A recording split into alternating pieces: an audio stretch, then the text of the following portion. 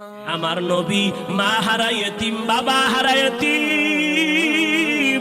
নবী বলে আমি দুনিয়াতে সে একবার আব্বা বলে ডাক দিতে পারি না। এর উম্মতেরা 6 বছরে মা হারায় ফেললাম, 8 বছরে আমার দাদাকে হারায় ফেললাম। আমার আরবের মধ্যে কেউ নাই, চারদিকে আমার দুশ্মন। আমি কালেমার দাওয়াত নিয়ে কোথায় যাব? মায়ার নবী দৌড়াইয়া মানুষের দ্বারে দ্বারে গিয়া গোপনে গোপনে দাওয়াত দেয়।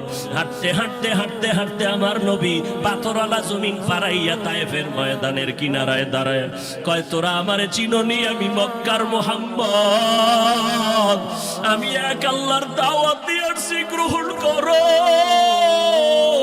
এই আসমানের মালিক আমার আল্লাহ, এই জমিনের মালিক আমার আল্লাহ। ওই একটা আল্লাহ, আর কোন আল্লাহ নাই। ওই আসমানের মালিকের পক্ষ থেকে আসছি, কবুল করে নাও।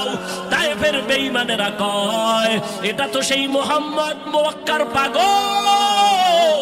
বাচ্চাদের ডেকে বলে, পাথর মেরে মেরে মুহাম্মদের তাড়াইয়া দাও।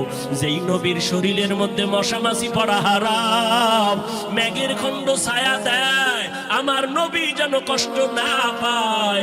ওই শরীরের মধ্যে কাফেরের গোলামেরা এমন বৃষ্টির মতো পাথর মারতেছে, পাথর পরে পরে নবীর শরীর থেকে রক্ত প্রবাহিত হইয়া জুতা আটকাইয়া গেল। মায়ার নবী কান্না করেন, আর কদম বাড়াইয়া বাড়াইয়া মক্কার দিকে রওনা হলে আবার যত দূর যায় আবার তায়েফের জমিনের দিকে তাকায়। আর আমার মায়ার নবী চোখের পানি ছেড়ে কান্না করে আর বলে, উদয়ার মালিক, তুমি একটু এদের দিলে রহম দাও।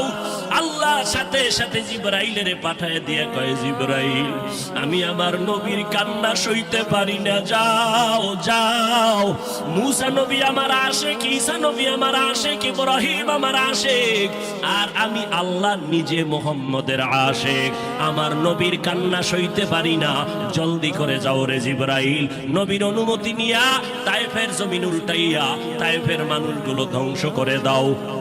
জিবরাইল আমিন আইসা আমার নবীরে যখন বললেন, নবী বলে, খবরদার ও ভাই জিবরাইল, এই তায়েফের মানুষগুলোকে তুমি মারবা না রে ভাই, কারণ আমি দুনিয়াতে আছি রহমাতুল লিল আলামিন। আজকে ওরা আমাকে চিনে না, এই জন্য আমারে পাথর মেরে তাড়ায় দেয়। ওরা যদি জানতো আমি মুহাম্মদকে, ওরা তো জানেন আমি মুহাম্মদের বাবা না, ওরা জানেন আমি মুহাম্মদের মা নাই, আমি মুহাম্মদ বড় অসহায়। ওরা যদি জানতো আমারে মুহাব্বত করে ওরা আদর করত, পাথর মারতো না। ওরা চিনে না, এই জন্য আমাকে পাথর মেরে তাড়ায় দিতেছে। একদিন যদি কবুল করেন আমার আল্লাহ, ওদের দ্বারা কালেমার খেদমত হবে জমিনের ভিতরে, ওদেরকে মারা যাবে না। ও জিবরাইল, এদের উপরে কোনো আঘাত করিও না। আমার মায়ার নবী রক্ত পড়ে জুতা আটকায় গেল। আম্মা জান আয়েশা রাদিয়াল্লাহু আনহা বলেন, ও মুসলমান নবীর আশিক, আমার নবী আদর্শ কায়েমের জন্য রক্ত ঝরাইলেন, পেটে পাথর বাঁধলেন। ও নবীর উম্মতের দল, আজকে সেই নবীরে গালি দেওয়া হয়, ওই নবীর অপরাধী বলা হয়। তুমি নবীর আশিক উম্মতেরা চুপ কেমনে থাকো রে বাবা? মুসলমান সন্তানেরা, যুবকেরা, আজকে নবীর আদর্শের টুপি লাগাইলাম, দাড়িটা লম্বা করলাম, লম্বা জামা পরলাম, কই আমাদের খানাও বন্ধ হয় নাই, আমাদের লেখাপড়া স্বাধীনতাও নষ্ট হয় নাই। তোমাকে কে ধোকা দিল? নবীর আদর্শ মানলে স্বাধীনতা থাকবে না। ও বাবা, তোমার আমার মতো হুজুর না, তোমার লাইনে নজর করে দেখো, তোমার মতো যুবক স্কুল কলেজে পড়ে এক বেলার নামাজও বাদ দেয় না, দাড়িওয়ালা নামাজি ডাক্তার প্রফেসর ইঞ্জিনিয়ারের অভাব নাই। বাবা বলো, তুমি কেন পারবা না?